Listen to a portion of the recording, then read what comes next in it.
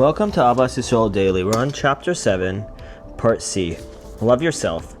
The Torah lists the sins that lead to tochacha, admonition, in which Hashem warns of many horrors that will befall the Jewish people if they disobey the Torah, eventually destroying the Beis HaMikdash and sending the Jews into exile.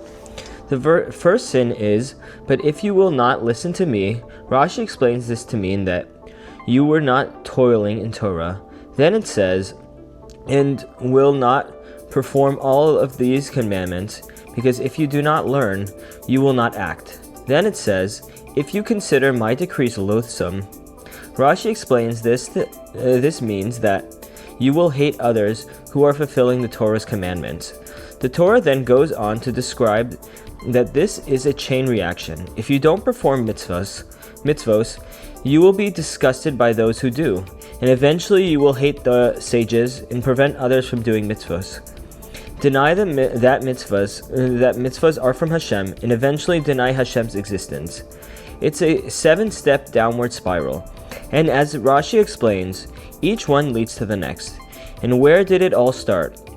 Through not toiling properly in Torah. Rav Yecheskel Levenstein explains that this means not fulfilling your own mission. Since you are upset with yourself for not doing what you're supposed to be doing, you're dissatisfied with yourself, and because of that, you start to dislike the people who are surpassing you, and your jealousy turns into hatred.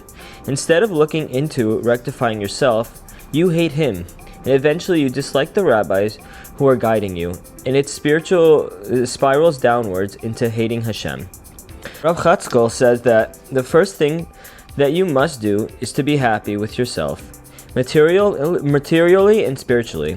Of course, we must always try to improve, but we must also uproot any negativity that holds us back from happiness. One should be content with the characteristics and potential Hashem has given him, and then he can build on them. But if he is bitter and constantly compares himself unfavorably to others, always feeling resentful and disadvantaged, he will drift away from service of Hashem and begin to hate others who grow and excel. Rav Chatzkel says, the first step in our service of Hashem is to be happy with our situation. And if we don't serve Hashem with happiness, there is no hope. Heaven forbid. Who knows to what level you will fall. This concept is a novel point for many people who think that the main thing is the actual service of Hashem, but not the attitude with which the service is done. If you are happy with yourself, then everything turns around.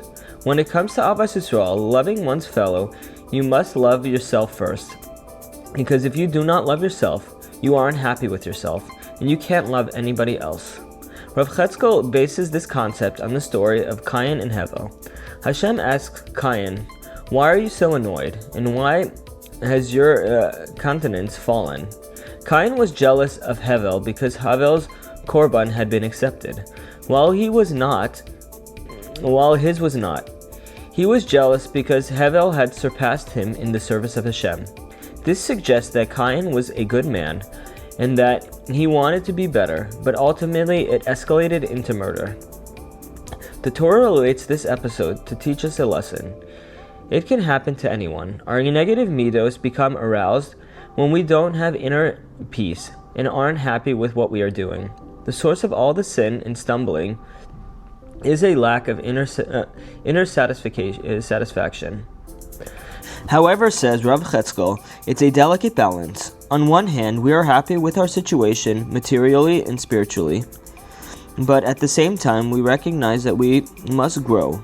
We should not be dissatisfied with our status quo. This is not really a contradiction. For example, when one is running a business, in order to be successful, he must celebrate the business's accomplishments, while at the same time trying to grow the business.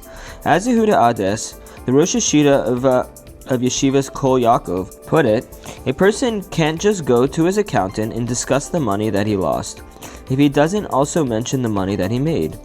He can't successfully run a business. Have an amazing Shabbat, and we'll continue next week. Thank you.